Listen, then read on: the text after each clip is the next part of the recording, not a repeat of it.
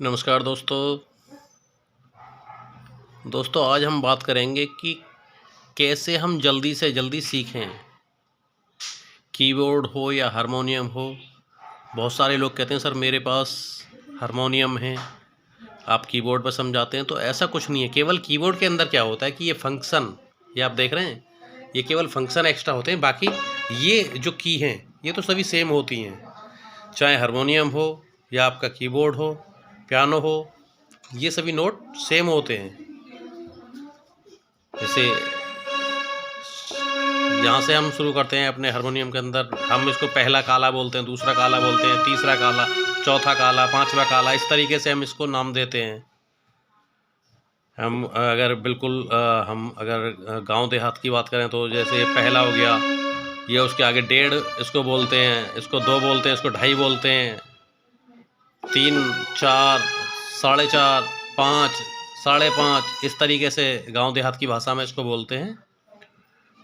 Same है सारी चीज़ें, चाहे वो हारमोनियम हो, कीबोर्ड हो। कीबोर्ड के अंदर केवल फंक्शन क्या होता है कि इधर जो हमारे लेफ्ट हैंड है इसके अंदर हमारी कॉर्डिंग होती है, जिस पर हम कॉर्ड लेते हैं कोई भी।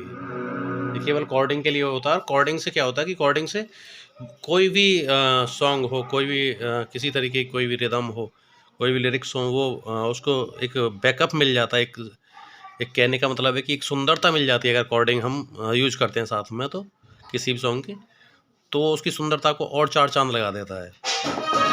ठीक है दोस्तों, सबसे मेन जो प्रॉब्लम आती है वो कहाँ आती है? हम लोग जल्दबाजी के चक्कर में, सीखने के चक्कर में हम क्या काम करते हैं कि हम अलंकार को बस सा रे गा मा पा धा नी सा नी धा प मा गा रे सा, हमें अगर इतना आ जाता है तो हम सोचते हैं कि अब तो हम सीख गए। लेकिन ऐसा नहीं है, इसका रियाज बहुत ज़रूरी है। पहले सा रे गा मा पा धा नी सा नी धा प मा गा रे सा। सबसे मेन चीज़ है कि हमारी फिंगर की जो मूवमेंट है, फिंगर की मूवमेंट सही होनी चाहिए हमारी। जब तक फिंगर अपनी जगह मूवमेंट सही से नहीं करेंगी और सही से नोट के ऊपर नहीं आएंगी, तब तक बेकार है। तो जल्दबाजी ना करें, एक एक चीज़ का अभ्यास करें। एक एक चीज़ अगर आप स्टेप बाय स्टेप चढ़ेंगे, अगर सीढ़ी पर आप पहली सीढ़ी, दूसरी, तीसरी, चौथी, इस तरीके से चढ़ेंगे, आराम से चढ़ जाएंगे। अगर आप चाहें कि पहली सीढ़ी पर पैर रख के और आप डायरेक्ट छत पर पहुंच जाएं, तो ये पॉसिबल नहीं है। लेकिन सबसे जो सरल और आसान तरीका है कीबोर्ड या हारमोनियम सीखने का, वो ये है कि सबसे पहले आप अलंकार को सा रे गा मा पा धा नी सा, फिर उसको फास्ट करिए। किसी भी, जहाँ से भी आप अपना स्केल चूज कर लीजिए, या जहाँ से भी आपको इजी हो, आराम से बजा सकते हैं, वहाँ से आप स्केल अपना चूज कर लीजिए। उसके बाद में वहाँ से उसका अभ्यास करिए। फिर डबल डबल सा सा रे रे गा गा मा मा पा मा धा धा नी नी सा नी नी धा धा पा पा मा मा गा गा रे रे सा। इस तरीके से आप अपना रियाज करिए। फिर 3 बार प्रेस करिए नोटों को। आपने अलंकार की वीडियो देखी हो तो उनको एक बार दोबारा देखिए, अगर आपने नहीं देखी है तो। दोस्तों जल्दबाजी कहाँ आती है? मैं चैलेंज दे रहा हूँ आपको कि 2 महीने के अंदर अगर आप हारमोनियम नहीं सीखे तो गारंटी है मेरी, आपको सीखना क्या है? केवल 3-4 चीज़ें हैं जो आपको सीखनी है। नंबर 1 अलंकार, सा रे रे गा गा मा मा पापा, ठीक है। दूसरा आपको सीखना है रूट नोट। रूट नोट क्या है? जिस भी आप चाबी से आप गा रहे हैं, जिस भी नोट से आप गा रहे हैं, मान लीजिए आपको आदत पड़ी हुई है यहाँ से बजाने की, और आपके सामने कोई आके गा दे यहाँ से, अब आप यहाँ से कैसे बजाओ? क्योंकि आपको तो आदत यहाँ से पड़ी हुई है। तो आपको इसका रूट नोट पता होना चाहिए। रूट नोट क्या है? आप एक बार मेरी पुरानी वीडियो देख लीजिए उठाकर, उसमें समझ आ जाएगी सारी चीज़ें कि किस तरीके से रूट नोट होता है। और बिना रूट नोट के दोस्तों केवल आप खुद तो गा सकते हो, किसी को गवा नहीं सकते। अगर कोई दूसरा खड़ा हो जाए गाने के लिए, सबकी आवाज़ सेम नहीं होती, कोई किसी नोट से गाता है, कोई किसी नोट से गाता है। मेरा ये चैलेंज है, अगर 2 महीने के अंदर आपने सही से मुझे टाइम दिया और सही से मेरी वीडियो को ध्यान से देखा, तो ये गारंटी है कि आप 2 महीने के अंदर परफेक्ट कीबोर्ड या हारमोनियम प्ले कर सकते हो। दूसरा क्या है, रूट नोट हो गया आपका।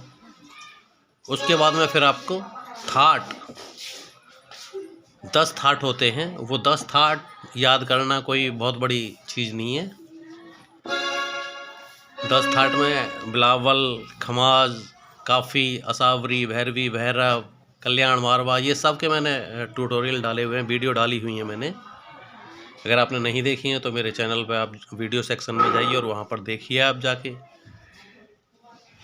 थाट और केवल 10 थाट मैंने आपको बताए, आपको करने हैं 10 थाट याद, और 10 थाट के 10-10 गाने, यानी 10-10 सॉन्ग केवल आपको प्ले करने हैं।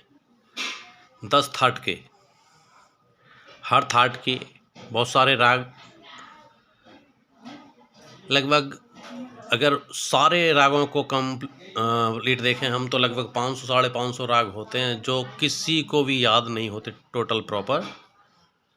अब इतने सारे राग हैं तो कैसे कोई इतना माइंड लगाएगा और कैसे याद रखेगा।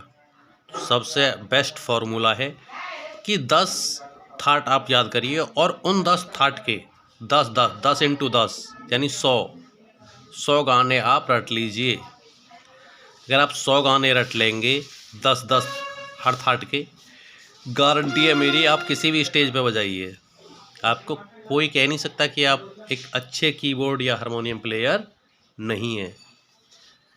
करना क्या है आपको, केवल 10 थाट और 10 थाट के 10 गाने, 10 इंटू 10, इस फॉर्मूले को आप याद रखिए। और 2 महीने के अंदर अगर आप कीबोर्ड या हारमोनियम नहीं सीखे तो चैलेंज है मेरा। थैंक यू दोस्तों। अगर वीडियो अच्छी लगी है तो लाइक और शेयर सब्सक्राइब ज़रूर करिए। अगर चैनल पर नए आए हैं तो सब्सक्राइब तो बनता है, और उसके बाद शेयर कर दीजिए वीडियो को। Thank you.